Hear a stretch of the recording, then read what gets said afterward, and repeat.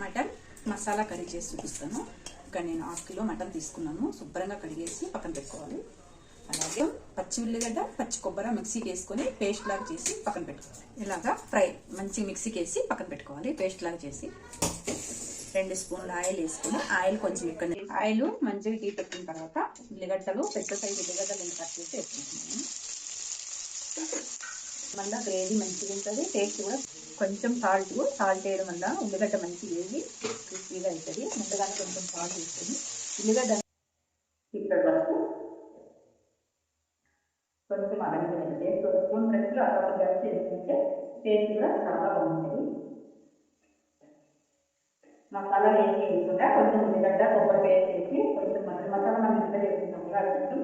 కొంచెం ధనియాలు వేసి కారం వేసుకుంటే చాలా రుచిగా ఉంటుంది. ఇష్టం 4 మంది సేపు కూడా వేసుకోవచ్చు. రుచి అయితే చాలా బాగుంటుంది. శుభ్రంగా కడిగి పెట్టుకుని మటన్ వేసుకోవాలి. పెట్టి ఒక 2 మినిట్స్ ఉడికించుకున్నాం. మూత పెట్టిన తర్వాత ఇలా వాటర్ అంతా బయటకు వస్తాయి కదా, వాటర్ అంతా ఇంకిపోయిన తర్వాత మంచిగా ఇప్పుడు మనం ఏదైతే ఉల్లిగడ్డ ఎండు కొబ్బరి ఏ పని కూడా అవసరం లేదు, పచ్చిగా ఇలా పేస్ట్ చేసుకున్నాం కదా, ఈ పేస్ట్ వేసి ఒకసారి కర్రీ చేసి కామెంట్ చేయండి. చాలా రుచిగా ఉంటుంది.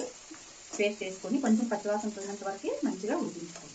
ధనియాలు మనం వేసేసి పొడి కొట్టుకొని పెట్టుకున్నాం. పచ్చిగా ధనియాల పొడి, ఒకటి మటన్ మసాలా,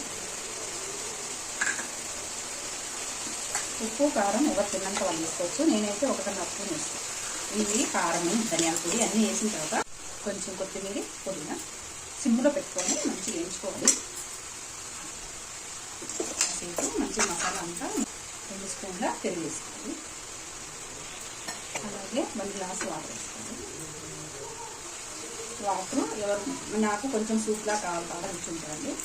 ఇది స్టవ్ హైలో పెట్టుకొని 2 మినిట్స్ మటను ఇట్లా మంచిగా ఉడికించుకోండి. ఈ టైంలో సిమ్లో పెట్టడం వల్ల మసాలాలన్నీ ముక్కలు బాగా పట్టి ఇది రాగి సంచిగా ఉడికించుకోవాలి. చూసారా, 2 మినిట్స్ తర్వాత మంచిగా ఉడికించుకుంటే సరిపోతుంది. ఫైనల్గా ఇంకా కొంచెం పుదీనా వేస్తున్నాను. ఫైనల్గా కూర మొత్తం రెడీ అయిపోయింది. కొంచెం కొత్తిమీర పుదీనా సన్న కట్ వేసుకొని నిమ్మకాయ ఉంటే సగం ముక్క పిండుకుంటే సరిపోతుంది.